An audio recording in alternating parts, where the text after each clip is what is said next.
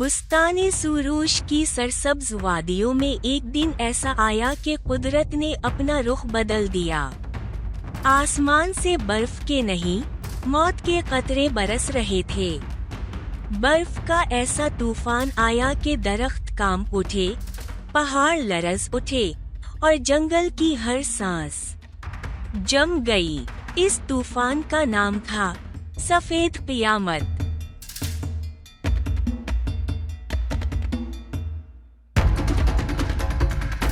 इस सफेद क़यामत के बीचों बीच एक पुराने बरगद के दरख्त की निचली शाख पर एक छोटा सा घोंसला था। इस घोंसले में चांदनी नामी चिड़िया अपने बीमार शौहर टुनो और 2 मासूम बच्चों गुड़िया और ककू के साथ रहती थी। बर्फानी तूफान ने इन्हें इस तरह घेर लिया था जैसे कोई शिकारी अपने शिकार को घेर लेता है। चांदनी की आंखों में खौफ नहीं था, अज़्म था। उसने अपने परों को फैलाकर एक डाल बनाया, एक छतरी बनाई, एक ढाल बनाई। वो अपने जिस्म की हर हरारत, अपनी जान की हर तवानाई इन 4 जानों पर निछावर कर रही थी जिनसे उसे मोहब्बत थी। इसका शौहर टुनो बुखार में बेहोश पड़ा था। इसकी सांसों की डोरी ढीली पड़ रही थी। बच्चे भूख और सर्दी से कांप रहे थे।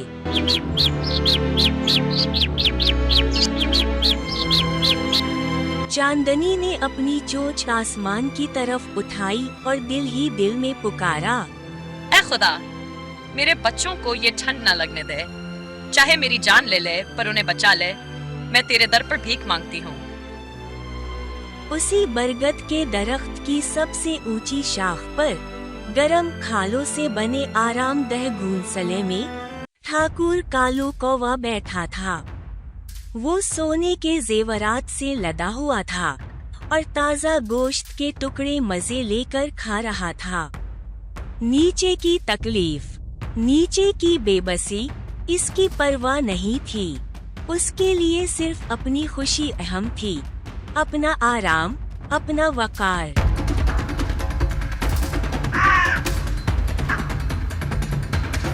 कालू ने नीचे झांक कर देखा और बुड़बुड़ाया, नीचे वाले घोंसले में आज सन्नाटा है। अच्छा हुआ, अब उन्हें पता चलेगा कि जंगल का बादशाह कौन है। कालू का दिल हसद से भरा था। इसे चांदनी की बढ़ती हुई शोहरत से जलन थी। लोग इस छोटी सी चिड़िया की तारीफ करते थे, इसकी मोहब्बत की कहानियाँ गुनगुनाते थे और ये बात कालू के लिए जहर थी।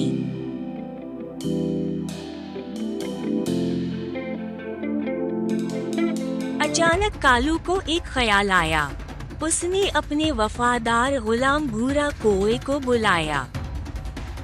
सुन भूरा, चांदनी के घोंसले के दहाने पर गैली मिट्टी और बर्फ की दीवार खड़ी कर दे।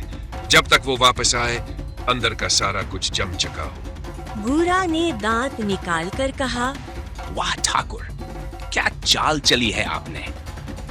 चांदनी बाहर ठंड में मरेगी और उसका खानदान अंदर घुट घुट कर दम तोड़ेगा। आप फिक्र ना करें, मैं अभी जाकर उस घोंसले को जिंदा कब्र बना देता हूँ। कालू ने मुस्कुराते हुए कहा, जा, इस काम को इतनी सफाई से कर कि किसी को कानों कान खबर ना हो। इधर चांदनी का दिल कह रहा था कि अभी कुछ करना होगा। इसे याद आया कि इसकी नानी ने एक बार बताया था कि पहाड़ की मुकद्दस चोटी पर सुनहरा धान पाया जाता है जो मुर्दों में भी जान डाल देता है। इसने टुनो की तरफ देखा जो बेहोश पड़ा था, बच्चों को देखा जो भूख से बलबुलाते थे और उसने फैसला कर लिया। इसने धीरे से कहा, टुनो, मैं तुम्हारे लिए और बच्चों के लिए सुनहरा धान लेने जा रही हूँ। तुम बस थोड़ी देर और सब्र करो। टुनो ने बड़ी मुश्किल से आंखें खोली और बुड़बुड़ाया, चांदनी, मेरी फिक्र छोड़, बच्चों को लेकर कहीं दूर निकल जा। मैं अब और नहीं उड़ सकता। चांदनी की आंखों में आंसू थे मगर अज़्म था। इसने बच्चों को अपने सीने से लगाया। गुड़िया और ककू ने उसे पकड़ लिया। ककू ने रोते हुए कहा, मम्मा, बाहर मौत का जाल बिछा है, मत जाइए। चांदनी ने कहा, बेटा बेटा, अगर आज ना गई तो हम सब वैसे भी नहीं बचेंगे। तुम दोनों अपने पापा का ख्याल रखना, मैं जल्दी वापस आऊंगी। चांदनी ने बच्चों को आखिरी बार चूमा, टुनो को देखा और फिर बर्फ के उस समंदर में छलांग लगा दी जो उसे निगलने को तैयार था।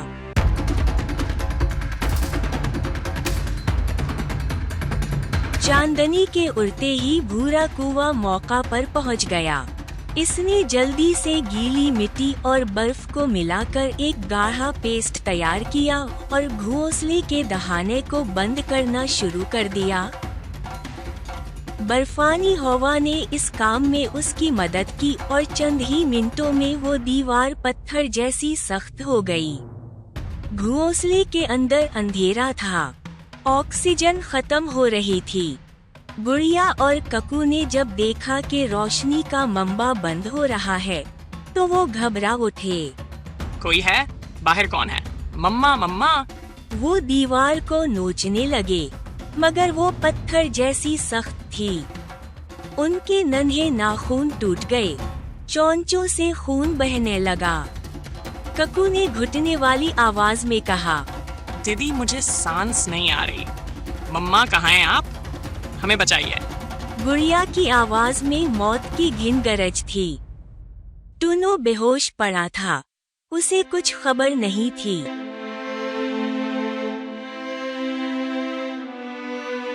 उसी बरगद के दरख्त पर एक और परिंदा भी था, गोरी ठकुरान, कालू की बीवी। वो एक नेक दिल और ईमानदार कौवा थी, मगर उसकी शादी कालू जैसे जालिम से हुई थी। उसने अपने शौहर की ये हरकत देख ली थी। जब गुड़िया और ककू की चीखें इसके कानों में पड़े तो इसका कलीजा फट गया। वो सीधी कालू के पास गई। ठाकुर, ये ठीक नहीं, ये पाप है। उन मासूमों का खून आपको कभी माफ नहीं करेगा। गोरी की आंखों में गुस्सा था। कालू ने हंसकर कहा, अरे गौरी, तुम फिर जज्बाती हो गई। मैं तो बस उसे सबक सिखा रहा हूँ ताकि जंगल का कोई दूसरा परिंदा ठाकुर को आंख दिखाने की हिम्मत न करे। सबक? इसे सबक नहीं, कत्ल कहते हैं ठाकुर। अगर उन मासूमों को कुछ हुआ तो याद रखिएगा, खुदा का इंसाफ जब होगा तो आपकी ये ठकुराई राख बनकर उड़ेगी। गोरी ने सख्ती से कहा। कालू का चेहरा सख्त हो गया। अपनी जुबान को लगाम दो गौरी, तुम मेरी बीवी हो, मेरी दुश्मन नहीं। गोरी ने सीना तान कर कहा, आज से मैं आपकी कोई नहीं हूँ ठाकुर। जिस शौहर के हाथों में मासूमों का खून लगे उसका साथ देना जुर्म है। चांदनी के बच्चों की हर एक सिसकी आपके खात्मे का सबब बनेगी। मैं अब और चुप नहीं रहूंगी। ये कहकर गोरी उड़ गई और कालू को हैरान छोड़ दिया।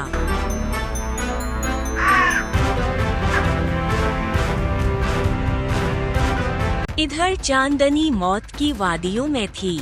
बर्फ के नौवकीले कण उसके बदन को चीर रहे थे, मगर हर जख्म पर उसके बच्चों की याद मराम लगा रही थी। वो खुद से कहती, हारना मत चांदनी, बस थोड़ी दूर और।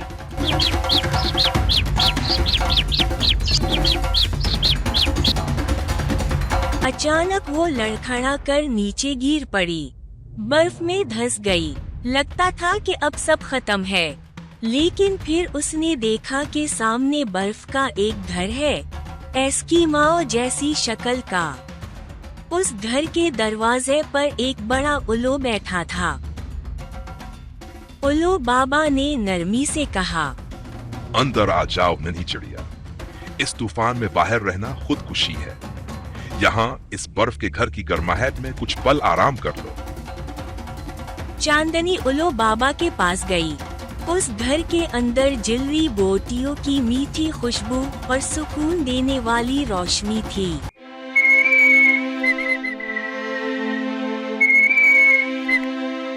चांदनी ने बेकरार होकर पूछा। बाबा, मेरे पास वक्त नहीं है। मेरे बच्चे और शौहर घर पर मौत से लड़ रहे हैं। मुझे सुनहरा धान चाहिए। क्या मैं सही रास्ते पर हूँ? उल्लू बाबा ने मुस्कुरा कर कहा, तुम सही रास्ते पर हो बिटिया, पर तुम्हारी ये थकावट तुम्हें चोटी तक पहुंचने नहीं देगी। लो ये गर्म काढ़ा पी लो, इससे तुम्हारे पंखों में फिर से बिजली जैसी ताकत आ जाएगी। याद रखना, पहाड़ की चोटी तक पहुंचने का रास्ता जिस्म से नहीं, कलीजे की हिम्मत से तय होता है। चांदनी ने काढ़ा पिया। उसके पंखों में वाकई नई जान आ गई। आपका बहुत शुक्रिया बाबा। आपकी इस मदद को मैं कभी नहीं भूलूंगी। उल्लू बाबा ने दुआ दी। जा चांदनी, तुम्हारी ममता ही तुम्हारा कवच है। तूफान तुम्हारा रास्ता नहीं रोक पाएगा। चांदनी फिर से उड़ी। अब वो पहाड़ की चोटी तक पहुंच गई थी। वहाँ कांटों के दरमियान सुनहरा धान चमक रहा था। चांदनी ने अपने लहूलुहान पंजों से उस दाने को अपनी चोंच में दबा लिया। उसके पंजों से खून टपक रहा था जो बर्फ पर सुर्ख निशान बना रहा था। वापसी का सफर शुरू हुआ।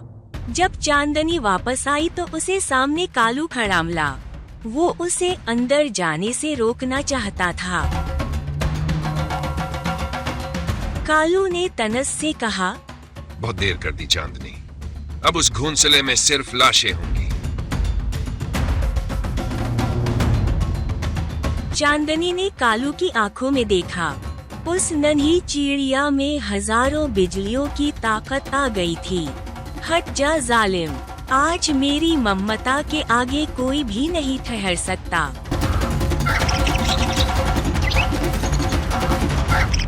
इतने में वहाँ तोता राम और बुट्टी कबूतर भी आ गए जो चांदनी की इस जुरात से मुतासिर थे। चांदनी ने अपनी पूरी ताकत से बर्फ की दीवार पर सिर मार दिया। उसके सिर से खून बहने लगा।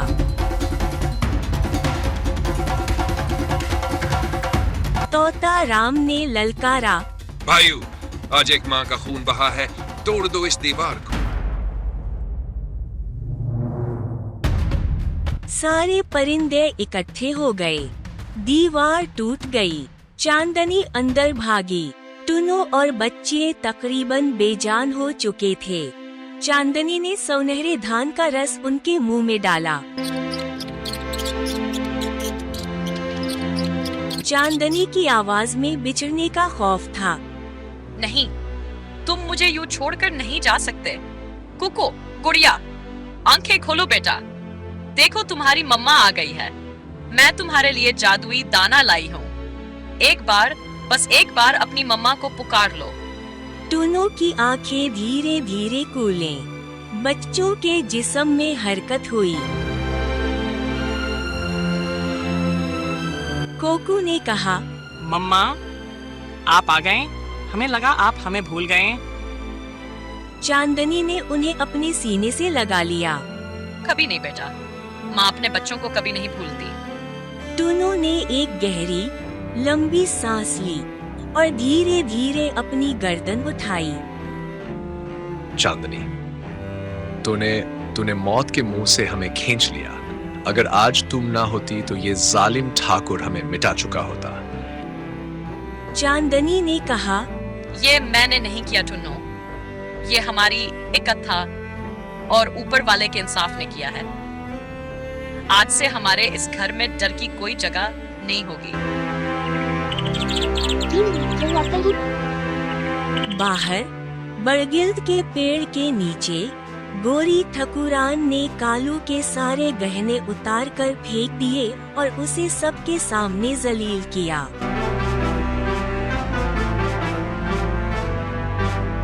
गोरी ने ललकारा, जिस शौहर में रहम नहीं वो मेरा कुछ नहीं।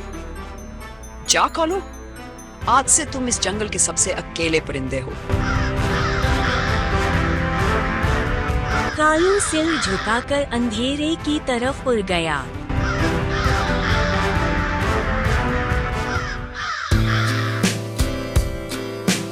उल्लू बाबा, जो दूर से ये सब देख रहे थे, बोला, अरे बेटा की कसम, नेकी ही असली मरहम है।